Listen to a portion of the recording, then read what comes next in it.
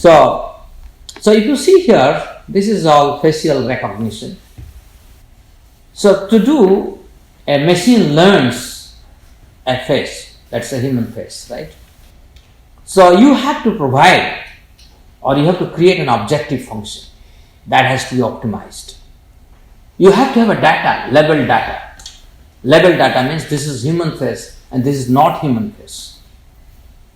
And then you have to have a learning algorithm, right? So these three ingredients have to be given to the machine, and machine has to be programmed through these three, and then you come out with a machine-based human face recognition. And same thing also speech recognition. Okay? So what is happening, that all these AI machines are syntactic machine. One, they are dull machine. They are hard-coded with human-defined goals. That is, we provide this machine what is the loss function to be minimized, what are the output levels. Machine doesn't know, right? And meaning is interpreted by the humans. For example, in this case, if you see here, if there is a network has multiple outputs.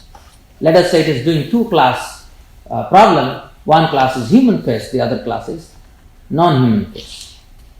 So this is interpreted by the human, right? Machine doesn't understand. Machine simply says this is class 1 and class 2. And so then what is that semantic machine must do?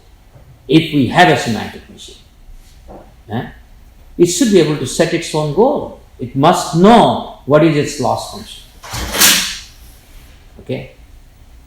And meaning or semantic is intrinsic to itself.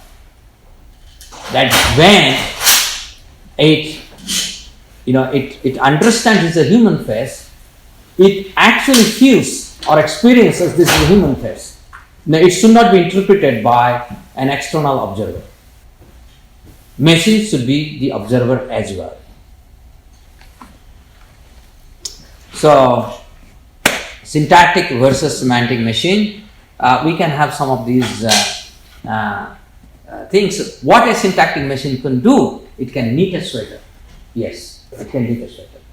But a syntactic machine cannot do, I am experiencing cold and I need to wear a warm sweater, and hence I have to wear it. Right? So that cannot come through a syntactic machine. It has to be a semantic machine. Similarly, so suppose an apple. A machine looking at different vegetables, fruits, can say this is an apple, right? Whereas a semantic machine should be able to feel the hunger and say, that's the apple, I want to have it. So we need to raise the agenda for a machine to achieve, and that would help us to understand what is consciousness. This is one of the reasons why we should be building a semantic machine. So how do we do it? Is it possible that we can actually do it? For doing it, a radical change of perspective needed. And we call this as we need semantic science. In fact, you will see nowadays semantic has become a fashionable word, semantic wave and so forth. But this is not the semantics that I mean when I talk about the semantics. I will just give an idea.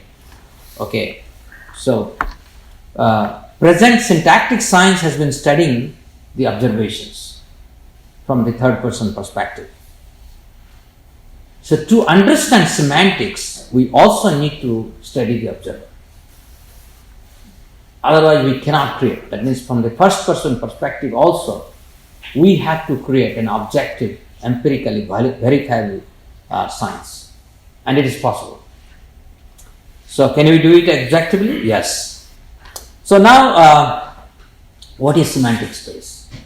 In fact, if you look at some of the literature that we have at least in Indian tradition, sufficient ideas are given because we have the evidence that at some point of time we knew how to create such machines, and hence there are a lot of footmarks are there in that direction.